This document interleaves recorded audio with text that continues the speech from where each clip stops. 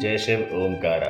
स्वामी जय शिव ओमकारा। जिस प्रकार इस ब्रह्मांड का कोई अंत नहीं है, ना कोई छोर और ना ही कोई शुरुआत, उसी प्रकार शिव अनादि है। संपूर्ण ब्रह्मांड शिव के अंदर समाया हुआ है। जब कुछ नहीं था तब भी शिव थे, जब कुछ ना होगा तब भी शिव होंगे। शिव को महाकाल कहा जाता है, अर्थात समय। शिव अपने इस स्वरूप से पूरी सृष्टि का भरण पोषण करते हैं। इसी स्वरूप द्वारा परमात्मा ने अपने ओज व उष्णता की शक्ति से सभी ग्रहों को एकत्रित कर रखा है। परमात्मा का यह स्वरूप अत्यंत ही कल्याणकारी माना जाता है, क्योंकि पूर्ण सृष्टि का आधार इसी स्वरूप पर टिका हुआ है और इसी स्वरूप को लिए शिव निवास करते हैं कैलाश पर। तो आइए दोस्तों, आज हम आपको इस कैलाश सीरीज के दूसरे चरण में लिए चलते हैं और पवित्र कैलाश के बारे में कुछ और मन को मोह लेने वाली बातें आपको बताते हैं। इस वीडियो में हम आपको बताएंगे कैलाश पर्वत और उसकी शक्तियों के बारे में। फिर हम आपको इस वीडियो के माध्यम से कैलाश पर्वत के दर्शन कराएंगे तथा मानसरोवर की महिमा का उल्लेख, और वीडियो के अंत में हम आपको कैलाश पर्वत के कुछ अद्भुत अद्वितीय चमत्कारों के बारे में बताएंगे।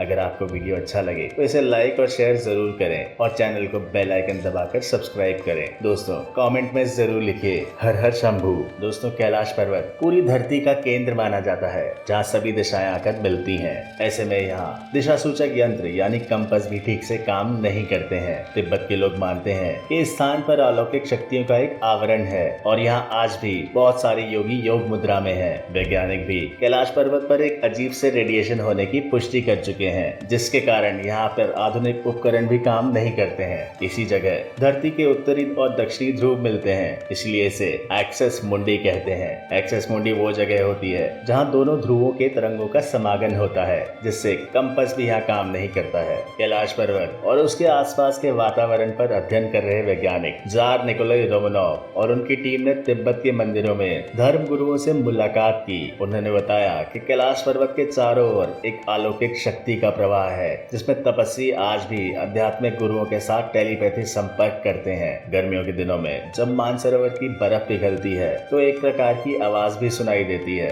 श्रद्धालु मानते हैं कि यह मृदंग की आवाज है। मान्यता यह भी है कि कोई व्यक्ति मानसरोवर में एक बार डुबकी लगा ले तो वह रुद्रलोक पहुंच सकता है। आइए दोस्तों, अब हम आपको कैलाश की परिक्रमा कराते हैं। कैलाश पर्वत को गण पर्वत और रजत गिरी भी कहते हैं। कैलाश पर्वत के दक्षिण भाग को नीलम, पूर्व भाग को क्रिस्टल, पश्चिमी को रूबी और उत्तर को स्वर्ण रूप माना जाता है। कैलाश पर्वत कुल 48 किलोमीटर क्षेत्र में फैला हुआ है। कैलाश परिक्रमा मार्ग 15,500 से 19,500 फुट की ऊंचाई पर स्थित है। मानसरोवर से 45 किलोमीटर दूर तारचेन कैलाश परिक्रमा का आधार शिविर है। कैलाश की परिक्रमा कैलाश की सबसे निचली चोटी तारचेन से शुरू होती है और सबसे ऊंची चोटी देशू गोम्पा पर पूरी होती है। घोड़े याक पर चढ़कर ब्रह्मपुत्र नदी को पार करके कठिन रास्ते से होते हुए यात्री डेरा पर पहुंचते हैं, जहां ठीक सामने कैलाश के दर्शन होते हैं। यहाँ कैलाश पर्वत को देखने में ऐसा लगता है मानो शिव भगवान स्वयं बर्फ के बने शिवलिंग के रूप में विराजमान है।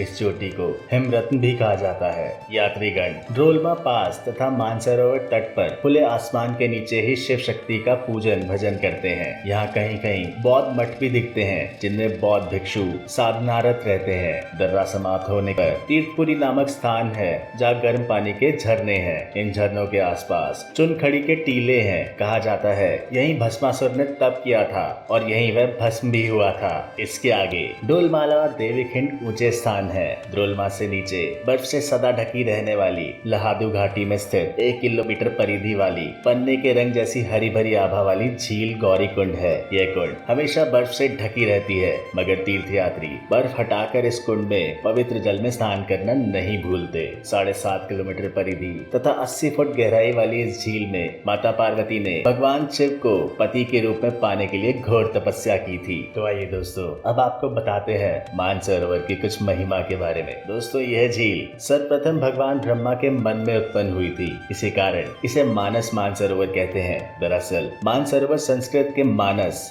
और सरोवर यानी झील शब्द से बना है, जिसका शाब्दिक शाब्दिक अर्थ होता है मन का सरोवर। मान्यता है कि ब्रह्म मुहूर्त यानी प्रातःकाल 3 से 5 बजे देवतागण यहाँ स्नान करने आते हैं। ऐसा माना जाता है कि महाराज मनधाता ने मानसरोवर झील की खोज की और कई वर्षों तक इसके किनारे तपस्या की। बौद्ध धर्मावलंबियों का मानना है कि इसके केंद्र में एक वृक्ष है जिसके फलों के चिकित्सकीय गुण सभी प्रकार के शारीरिक व मानसिक रोगों का उपचार करने में सक्षम है। हिंदू से कल्प वृक्ष मानते हैं। तो आइए अब आपको रूबरू कराते हैं कैलाश पर्वत के कुछ चमत्कारी रहस्यों से। दोस्तों, यदि आप कैलाश पर्वत या मानसरोवर झील के क्षेत्र में जाएंगे, आपको निरंतर एक आवाज सुनाई देगी, जैसे कि कहीं आसपास एरोप्लेन उड़ रहे हो। लेकिन ध्यान से सुनने पर यह आवाज डमरू या ओम की ध्वनि जैसी होती है। वैज्ञानिक कहते हैं कि हो सकता है कि यह आवाज बर्फ पिघलने की होती हो। यह भी हो सकता है कि प्रकाश और ध्वनि के बीच इस तरह का समागमन होता है कि यहाँ ओम की आवाजें सुनाई देती हैं। इसके अलावा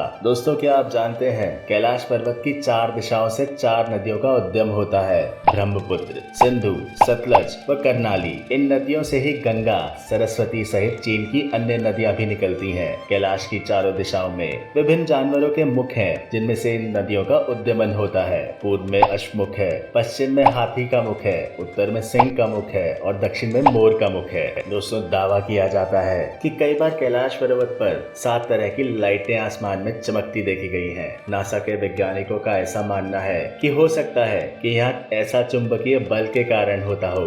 यहाँ का चुंबकीय बल आसमान में मिलकर कई बार इस तरह की चीजों का निर्माण कर सकता है। दोस्तों, वैज्ञानिकों ने कैलाश पर्वत पर बहुत शोध किया है और उनके अनुसार कैलाश पर्वत एक विशाल पिरामिड है, बिल्कुल मिस्र के पिरामिड के समान। बस ये पिरामिड मानव के उत्पत्ति से पहले से है, जो कि अंदर से खोखला है, जिसके अंदर कई रहस्यमयी और आधुनिक औजार हो सकते हैं। उनके अनुसार कैलाश पर्वत के अंदर एक रहस्यमयी दुनिया होने का दावा भी किया गया है। उनकी माने तो कैलाश पर्वत के अंदर एक उन्नत सभ्यता रहती है, जो कैलाश पर्वत के मौसम को कंट्रोल करती है और खुद को संरक्षित रखती है। एक बात और जो कि इस जगह को और भी रहस्यमयी बनाती है, वो है यति यानी हिम मानव का यहाँ पर कई बार दिखना। जी हाँ दोस्तों, यति, यहाँ पर यति होने की पुष्टि भी हो चुकी है, जो प्राचीन आदि मानव की जाति है। दोस्तों, कैसा लगा आपको आज का ये वीडियो? हमें कमेंट में जरूर लिखें और हमें बताएं कि आप लोग किस किस चीज पे और हमारा कंटेंट देखना चाहते हैं। हमें आपके कमेंट्स का वेट रहेगा। धन्यवाद दोस्तों, आपका दिन शुभ हो।